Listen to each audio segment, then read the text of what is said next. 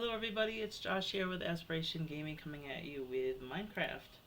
I've been poking around in Minecraft trying to learn how to use redstone and trying to figure out circuits, doors, levers, buttons, and how all that works in the game. And what I wanted to do is pass along a little bit of the information that I've gotten, a little bit of what I've learned, so I'm not considering myself an expert yet. I'm not able to build Pokemon in the game quite yet, but and as amazing of a feat that is, that's just a little bit above my brain power. But so here, what I wanted to do was kind of give you guys a few tips that what I've learned on how to use levers, redstone circuits to open doors and other things in the game.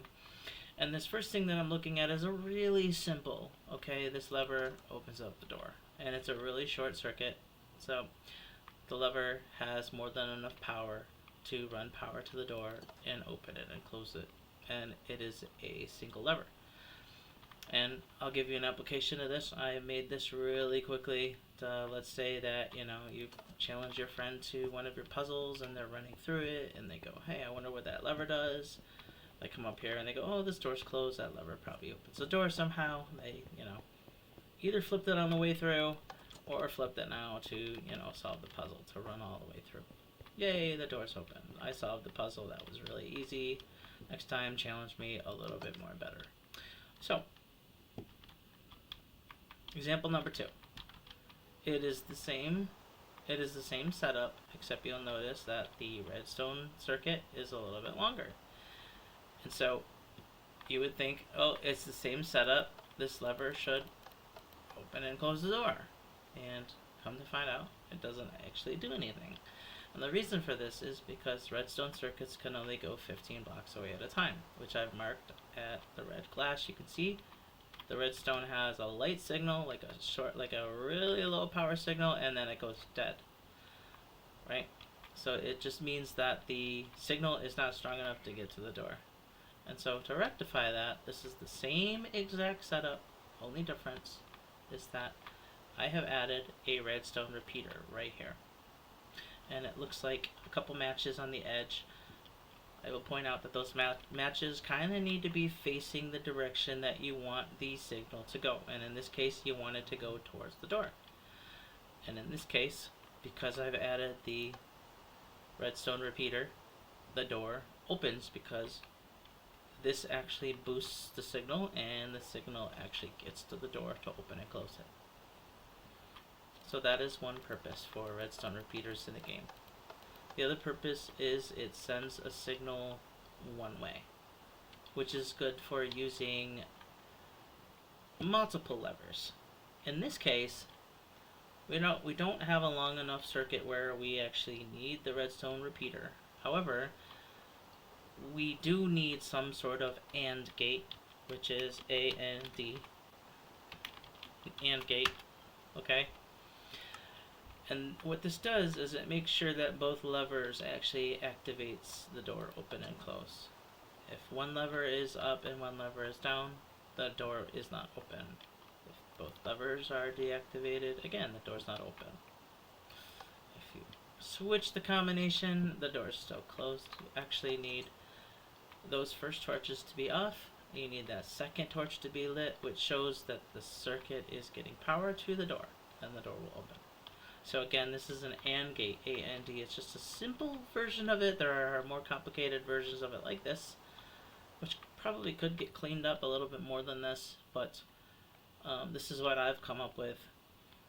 You see a little bit longer of a redstone dust circuit to the door, but basically in this instance, if all three of those lights are on, the second torch is not lit, which means that this door is not getting a signal to it, so it will stay closed.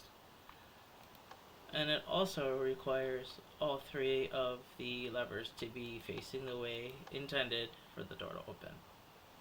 So, yep, another example of an AND gate. And over here, it gets a little bit more complicated. Oh, sorry, the rain drives me crazy. It gets a little bit more complicated, and basically this is basically the same thing as before, except I've added one more feature. Each lever will run electricity to a redstone lamp.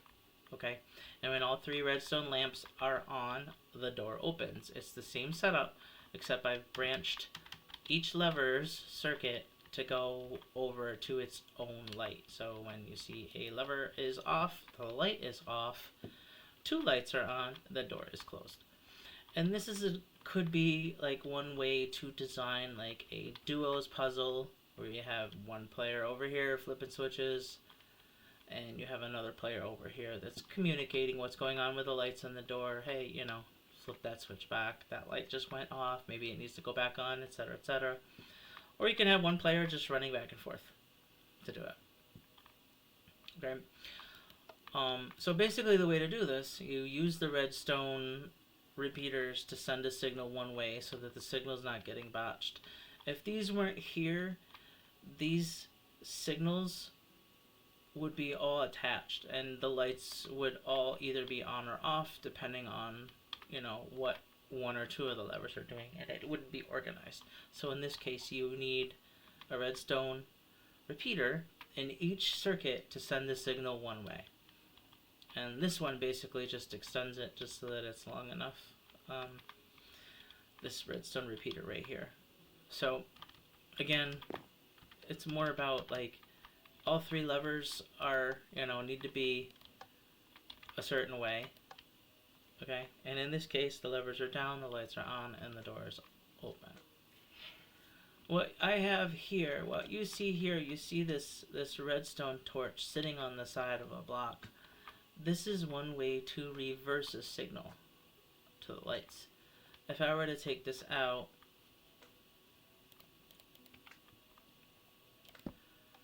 you'd see that and complete the circuit, the light would actually be off. Okay, and it would require me to flip the switch on in order for the light to actually go on. So that's what this does, is it is a block, and on the other side of the block it creates a redstone which actually reverses the signal to whatever object you're either doing, a door or a light. This actually reverses the signal so that the levers need to be facing the other way for that signal to go through. Which is basically what I did over here. So you have a basic lever that turns on and off the light. Okay. Right now the light is off, and when I add this block to reverse it, you'll see that the light actually goes on, which requires me to flip the lever the other way. Okay, so this is basically a way to reverse the signal and make it so that it does the opposite effect that you want it to do. And I'll show you kind of quickly here how complex you can actually make these things. I have 24 levers, each with the letter of the alphabet, and I've set up clues around the board to challenge my friends to try to figure out what the puzzle is. And there is actually a certain combination of levers that need to get pulled in order for that door to open. And what goes on behind here is a little bit more complicated, but it uses the same fundamentals of what I was just showing you. And with practice you can design your own. You can design your own puzzles, you can design your own systems, and you can actually there's actually a lot that you can do in this game. Let me see, how long will it take me to fly to... I have a bunch of different puzzles that I'm putting together, and so this is an example of one where my friend will spawn in here and go, what is going on? And you see all of these spots here are places that they could actually put a lever. They come over to the chest and they go, what is this? There's a lever here, and these are the clues. And what they have to do is they have to figure out which terracotta is not in the box, and then go to that spot and actually put the lever there, which I could show you, which will open up the door, which is here, which opens up the door. And one thing about having the correct signal to that door means they can't just cheat and put the lever here and go, ha ha ha, I'll open up the door, because it won't work. No matter what they do, it has to actually complete the circuit where it's designed to for it to actually open. So it's just an example of something that you can do working with redstone levers and doors, and hopefully this video has helped you to kind of learn more about how to use them. This completes this video. We'll see you guys in a future video or live stream. Bye bye for now.